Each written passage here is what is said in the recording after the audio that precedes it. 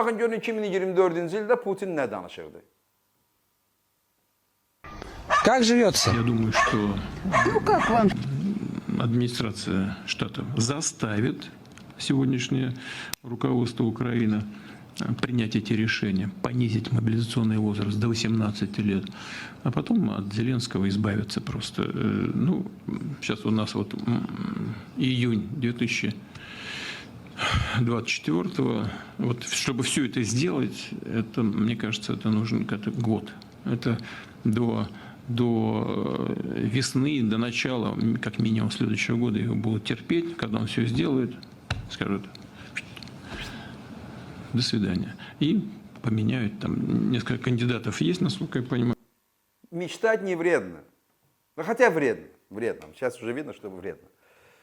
Deyir ki, bəli, Trump gəlir və mən əminəm ki, Trump elə bir iş görəcək ki, orada bir ildən sonra, uzaqbaşı bir ildən sonra, 2025-ci ilin yazında görəcəksiniz ki, özü belə eləyir. Rusiyanın prezidenti belə eləyir. Yəni, olacaq Zelenski. Hələlik olmağa sən bənzəyirsən. Zelenski deyil. Və belə də olacaq. Olacaq, görəcəksiniz. Amma yüngül olmayacaq o. O, cinayətkarları necə cəzalandırırlar, elə bir olacaq. Çünki cinayətkar və işğalçı öz cəzasını almalıdır. Görürsünüz necə əmin imiş. Böyük strateg, böyük siyasətçi burnundan o tərəfi görmür. Çünki tarixi bilgisi yoxdur.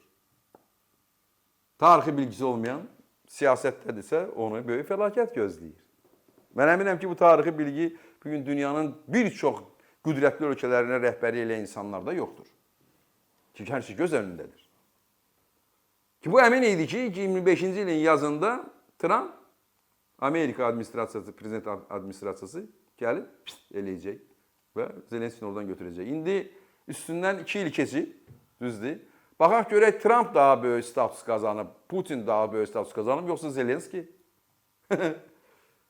O Ağ Evdəki görüşdə də Zelenski qalib gəldi. Üzbəüz dayanıb yadınızdadır, Ukrayna məcbur idi Trump nə desə ona qulaq alsın. Çünki indi hər şey var, o vaxt heç nəyi yox idi. 7-8 ay bundan əvvəl heç nəyi yox idi. Hamı əsirdir ki, görsən o Tomagavkı verəcəklər, yoxsa vermədi. Patriotu verəcək, yoxsa verməyəcək, vermədi. Onu verəcək, yoxsa bunu verməyəcək. Kəşfiyyatı söndürəcək, yoxsa söndürməyəcək.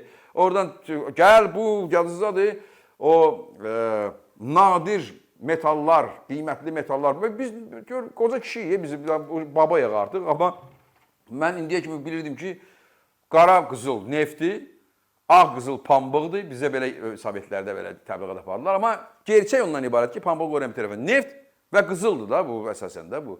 Amma qiymətli dəmirlər indi texnologiya inkişaf eləyib indi artıq. O qiymətli dəmirlər çox önəmlidir. Çox önəmlidir bugünkü elektronikada, bugünkü texnoloji inkişafda, bugünkü o süni intellekt dövründə.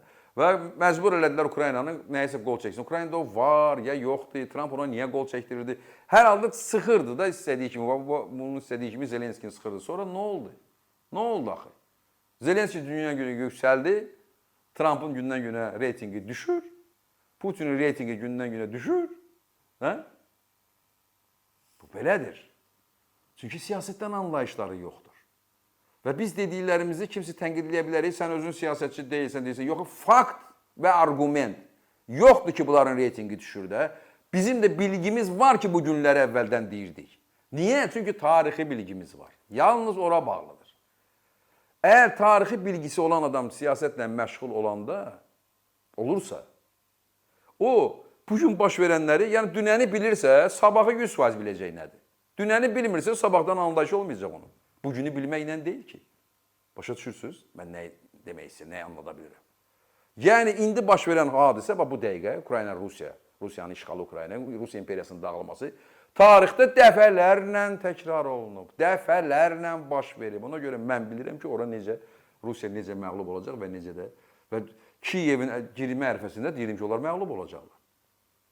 Və bu Putin 2024-də, bir il öncəni görmürük.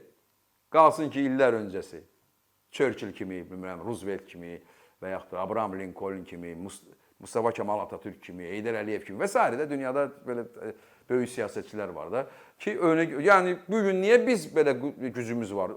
O neft kontraktına görə, Düzdür? İllər öncəsi o əsri müqaviləçi qol çəkiləndə o bugün üçün idi də. Bugün üçün yox, hələ gələcək üçündür. Hələ o daha da böyüyəcək.